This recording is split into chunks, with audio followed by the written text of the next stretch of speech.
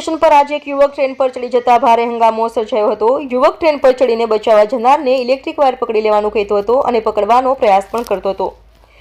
યુવકને લોકો અને આરપીએફ દ્વારા 45 મિનિટની ભારે જહેમતે નીચે ઉતારવામાં આવ્યો હતો। યુવક માનસિક બીમાર હોવાનું પ્રાથમિકમાં સામે આવ્યું છે, જ્યારે હંગામાના પગલે 7 જેટલી ટ્રેન મોડી પડી હતી। મળતી માહિતી પ્રમાણે સુરત રેલવે સ્ટેશન પર આવેલા પ્લેટફોર્મ નંબર 4 પર બાંદ્રા એક્સપ્રેસ ટ્રેન આવીને ઊભી રહી હતી। દરમિયાન એક યુવક એન્જિનની ઉપર ચડી ગયો હતો। યુવક ટ્રેનના એન્જિન પર બેસીને હાથ જોડતો હતો અને ઇશારાઓ કરી રહ્યો હતો। લોકો તેને સમજાવી નીચે ઉતારવાનો પ્રયાસ કરી રહ્યા હતા।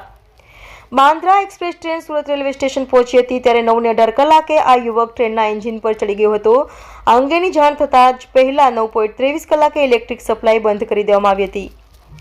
યુવક ટ્રેન પર ચડી જવાના કારણે ટ્રેન વ્યવહારને પણ અસર પહોંચી હતી। 45 મિનિટ સુધી ચાલેલા આ ડ્રામાના કારણે 7 જેટલી ટ્રેનો મોડી પડી હતી। આ ટ્રેનોને 45 મિનિટ સુધી રાહ જોવી પડી હતી। Jaipur superfast MEMU double decker, Tejas express, Humsafar express, Shahjinagari deluxe express train 45 minute સુધી મોડી પડી હતી, જેના કારણે મુસાફરોને પણ હાલાકીનો સામનો કરવો પડ્યો હતો। અત્રે ઉલ્લેખનીય છે કે પ્લેટફોર્મ ઉપર ઊભી રહેલી ટ્રેનના એન્જિન ઉપર ચડી જવાને લઈને આરપીએફની કામગીરી પર પણ સવાલો ઊભા થયા છે। રેલવે પોલીસની એક ચૂકના કારણે હજારો મુસાફરોને પણ હાલાકીનો સામનો કરવો પડ્યો હતો। આરપીએફ જવાનો હોવા છતાં પણ આ યુવક ટ્રેન સુધી કઈ રીતે પહોંચ્યો એ એક તપાસનો વિષય છે। આ મામલે રેલવે પોલીસ દ્વારા શું કાર્યવાહી કરવામાં આવે છે તે જોવું રહ્યું। રિપોર્ટર નૈતિક રેશમવાળા, સુરત।